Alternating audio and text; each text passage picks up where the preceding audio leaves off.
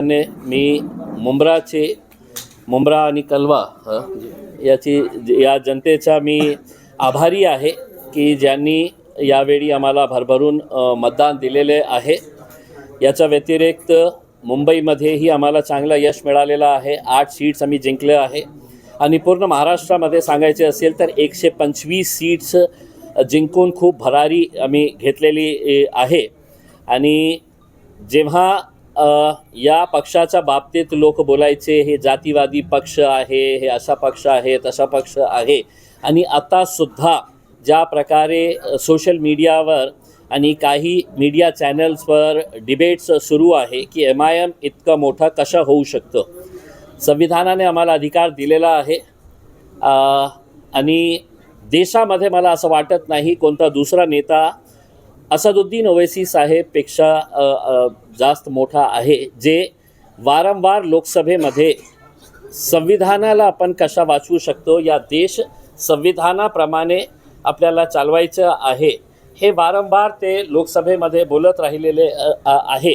पण दुर्दैवाने या देशामध्ये मागच्या 10 वर्षामध्ये जेव्हापासून भारतीय जनता पार्टी सत्तेमध्ये आली तर त्या दिवसापासून या देशाला आपल्याला हिंदू राष्ट्र करायचं, भगवाकरण करायचं या देशाचा, आणि कशा प्रकारे जाती धर्मामध्ये तेढ निर्माण करण्याचं काम फक्त सत्ता घेण्यासाठी जे राजनैतिक पक्ष हे करत आहे, आम्ही त्याची निंदा करतो। आणि जेव्हा हे याची निंदा करतो त्याच्यामध्ये सर्वप्रथम भारतीय जनता पार्टी, त्याच लाईनमध्ये एकनाथ शिंदे साहेबांची शिवसेना, अजितदादाची NCP, हे सगळं याच्यामध्ये सामील आहे की आता आपल्याला सत्ता पाहिजे तर कोणत्याही लेवलवर आपल्याला जायचं आहे। जाती धर्मामध्ये तेढ निर्माण करून आपण कुर्सी कशा आपली घेता येतं याच्या बाबतीत या पक्षांनी काम केलेलं आहे। मी जनतेचा खूप धन्यवाद देतो, महाराष्ट्राची जनतेला, आणि आमच्यावर एक खूप मोठी जबाबदारी आलेली आहे की आम्ही या पक्षाला पुढे कशा अजून मोठा करता येतील याच्या बाबतीत आम्ही प्रयत्न करणार आहे। मी पुन्हा एकदा मुंब्राची जनतेचा खूप धन्यवाद देतो। आणि जेव्हा देश या गोष्टीची चर्चा करत होतो की MIM हिरवा रंगाचा आहे, त्यावेळी MIM एका हिंदू बांधवाला, विजय ओबाले याला MIMची जबाबदारी मुंबई महानगरपालिका BMC मध्ये आमच्या पार्टीचा प्रतिनिधित्व कोणी करणार असेल, नेतृत्व करणार असेल तर ते आमचा एक हिंदू बांधव आहे, ज्यांना आम्ही तिकीट देऊन मुस्लिम बहुल भागातून त्याला निवडून आणलेलं आहे आणि त्याला आम्ही BMC मध्ये गट नेत्याची जबाबदारी दिलेली आहे। आम्हाला काही फरक पडत नाही की लोक आमच्या पक्षाच्या बाबतीत काय बोलत आहे, काय आमची आलोचना करत आहे, चेष्टा करत आहे, कशा प्रकारचे वक्तव्य आम्ही मागच्या काही दिवसामध्ये ऐकलेले आहे, त्याची पर्वा न करता आम्हाला पुढे जायचं आहे। आणि पुढे जाताना सर्व जाती धर्माच्या लोकांना सोबत घेऊन आम्ही या राज्यामध्ये, या देशामध्ये पुढे जाणार आहे।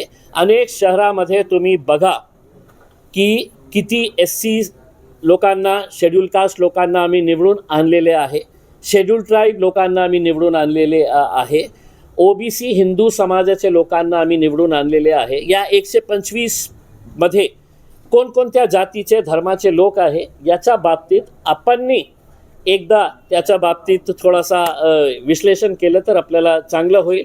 या मुंब्र्यामध्येही जेव्हा आपण हिरवा, भगवा, नीला याच्या बाबतीत हे करत होते, आमचे भाऊ सारंग भाऊ, मयूर सारंग साहेब, हे MIMने त्यांना तिकीट दिलं आणि आमची प्रामाणिक इच्छा होती की त्यांनीही निवडून यायला पाहिजे होतं। आता या जिल्हा परिषदच्या निवडणूक सुरू आहे, एक उदाहरण म्हणून आपल्याला सांगतो की जे पंचायत समितीचे, माझ्याकडे जिल्हा परिषदचे आम्ही 6 सीट्स लढत आहे आणि पंचायत समितीचे आम्ही 15 सीट्स लढत आहे। त्या 15 पैकी 9 जे आहे ते हिंदू समाजाचे आहे, त्याच्यामध्ये मराठा समाजातले आहे, हिंदू समाजातले, OBC समाजातले लोक आहे, त्यांना आम्ही तिकीट दिलेले आहे। लाईनमध्ये उभे राहून ते आमचा तिकीट मागत होते। मग एका साईडला जनता आमच्या सोबत, जनताचा विश्वास जे आहे ते MIM वर वाढत चाललेला आहे. ओवैसी साहेबांना त्यांनी बघितलेले आहे की जेव्हा या देशावर जेव्हा हल्ला चढवण्यात आला होतं, एकमेव नेता होता की ज्यांनी विदेशात जाऊन की नाही हे धरती आमची आहे, हा देश आमचा आहे, त्यांनी कशा प्रामाणिकपणे आपली भूमिका मांडली होती, लोकसभेमध्ये कशी प्रामाणिकपणे आपली भूमिका मांडली होती. आता जेव्हा ज्या पक्षांचा पराभव होतो तर त्यांना असं वाटतं की सगळ्यात सॉफ्ट पंचिंग बॅग कोण आहे, तर MIM पक्ष आहे.